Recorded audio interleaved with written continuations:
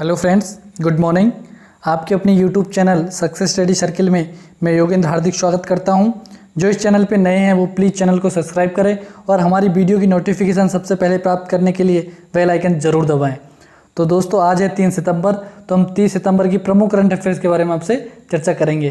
तो चलते हैं आज के हमारे पहले प्रश्न पर। आज का हमारा पहला प्रश्न है, हाल ही में लेबनान के नए प्रधानमंत्री के रूप में किसे नियुक्त किया गया है? तो ये किया गया है मुस्तफ़ा अदीब को, यानी कि ऑप्शन सी हमारा राइट आंसर होगा। जर्मनी में जो लेबनान के राजदूत मुस्तफ़ा अदीब हैं, उनको संकटग्रस्त लेबनान का नया प्रधानमंत्री नियुक्त किया गया है।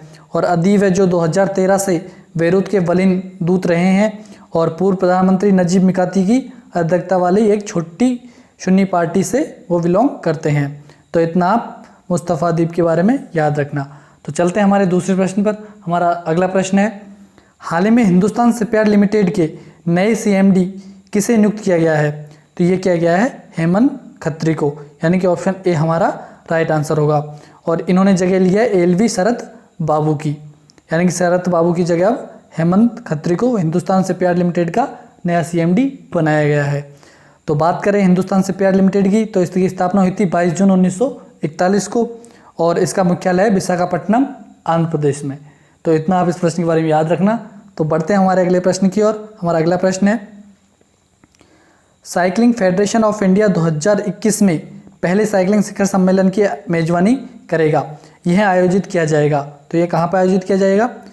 तो ये किया जाएगा दिल्ली, मुंबई और बेंगलोर में, यानी कि तीनों जगह पे ये आयोजित किया जाएगा। तो इसका सही आंसर होगा ऑप्शन डी, यानी कि तीनों जगह, यानी कि दिल्ली में भी, मुंबई और बेंगलोर तीनों जगह संयुक्त रूप से इसका आयोजन साइकिलिंग फेडरेशन ऑफ इंडिया 2021 में करेगा। और साइकिलिंग शिखर सम्मेलन 2021 है, इसमें साइकिल चालक, एथलीट, फिटनेस और खेल के प्रति उत्साही, साइकिलिंग कोच, स्वास्थ्य और पोषण विशेषज्ञ और प्रभावित करने वाले शामिल होंगे।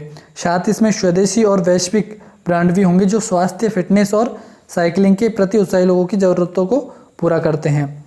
तो बात करें साइकिलिंग फेडरेशन की, तो इसकी स्थापना हुई थी 1946 में और इसका हेडक्वार्टर है नई दिल्ली में। और साइकिलिंग फेडरेशन ऑफ इंडिया के अध्यक्ष की बात करें तो ये हैं परमिंदर सिंह ढींडसा। तो इतना आप याद रखना, कौन है इसके अध्यक्ष? परमिंदर सिंह ढींडसा।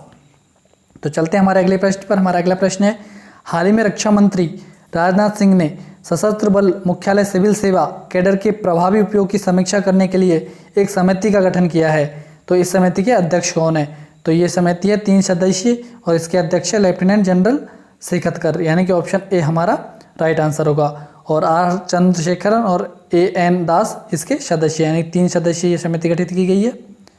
तो इसके अध्यक्ष हैं लेफ्टिनेंट जनरल शेखतर। तो इतना आप इस प्रश्न के बारे में याद रखना। तो बढ़ते हैं हमारे अगले प्रश्न पर। हमारा अगला प्रश्न है, हाल ही में प्रेस ट्रस्ट ऑफ इंडिया का नया अध्यक्ष किसे चुना गया है? तो ये चुना गया है अविक सरकार को, यानी कि ऑप्शन डी हमारा राइट आंसर होगा।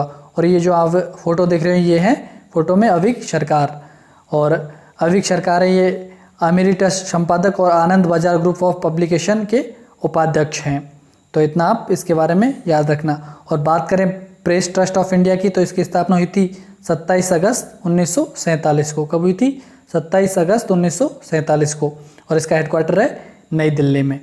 तो इतना आप ध्यान रखना। तो बढ़ते हैं हमारे अगले प्रश्न पर। हमारा अगला प्रश्न है, निम्नलिखित में से किसने वार्षिक रैंकिंग में डेटा संग्रह अनियमितताओं की जांच करने के लिए अपनी डूइंग बिजनेस रिपोर्ट के प्रकाशन को रोक दिया है? तो ये किसने रोक दिया है? इसने विश्व बैंक ने, यानी कि ऑप्शन बी हमारा राइट आंसर होगा। विश्व बैंक ने अभी इसके प्रकाशन को रोक दिया है। तो बढ़ते हैं हमारे अगले प्रश्न पर। हमारा अगला प्रश्न है, हाल ही में जारी किए गए ताज़ा अनुमान के अनुसार वर्ष 2020-21 की पहली तिमाही में जीडीपी का संकुचन रहा।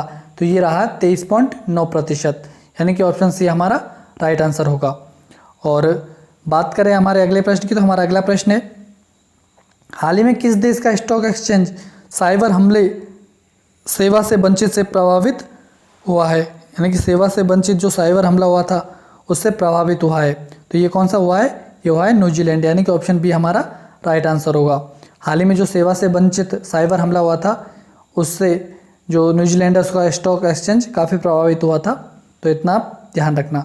तो बढ़ते हैं हमारे अगले प्रश्न पर। हमारा अगला प्रश्न है, हाल ही में भारत की एस पद्मावती का निधन हो गया, ये कौन थी? तो ये थी एक डॉक्टर, यानी कि ऑप्शन ए हमारा राइट आंसर होगा। और ये डॉक्टर भी थी तो किसकी थी? ये थी कार्डियोलॉजिस्ट थी, यानी कि ये जो हृदय रोग अध्ययन करते हैं हृदय रोग का, उसको कहते हैं हम कार्डियोलॉजी। तो ये थी एक कार्डियोलॉजिस्ट डॉक्टर, यानी कि हृदय रोग विशेषज्ञ थी। और इन्हें गॉड मदर ऑफ कार्डियोलॉजी के नाम से भी जाना जाता था। तो इतना आप याद रखना, ये हैं कौन? एस पद्मावती। तो इतना आप याद रखना। तो बढ़ते हैं हमारे अगले प्रश्न पर। हमारा अगला प्रश्न है, हाल ही में the big thoughts of little love title book किसके द्वारा लिखी गई है? तो ये लिखी गई है करण जौहर के द्वारा, यानी कि ऑप्शन बी हमारा राइट आंसर होगा। तो जो यह पुस्तक है वो जुड़वा बच्चों लव और कुशा की कहानी पर आधारित है, जिसमें उनकी परवरिश के दौरान माता पिता के सामने आने वाली चुनौतियों के वर्णन किया गया है। तो इतना आप याद रखना, जो करण जौहर की ये बुक है और उन्होंने जो अपने बच्चे हैं लव और कुशा, उसकी कहानी पर ये लिखी है। और इसका बुक का नाम है the big thoughts of little love. ठीक है, तो आज के लिए दोस्तों इतना ही। कल फिर अपन नए प्रश्नों के साथ आपसे मुलाकात करेंगे। तब तक के लिए धन्यवाद। और जो इस चैनल पे नए हैं वो प्लीज़ चैनल को सब्सक्राइब जरूर करें। और हमारी वीडियो अगर आपको पसंद आई हो तो प्लीज़ लाइक ज़रूर करना। और आपका कोई भी सुझाव हो तो प्लीज़ कमेंट बॉक्स में ज़रूर हमें अपना सुझाव भेजना। और इसकी PDF प्राप्त करने के लिए आप हमारे Telegram channel success study circle join करें। वहाँ पर आपको डेली न्यूज़पेपर और डेली जो हमारी वीडियोज़ हैं उनकी PDF प्राप्त हो जाएगी। तो दोस्तों कल तक के लिए धन्यवाद।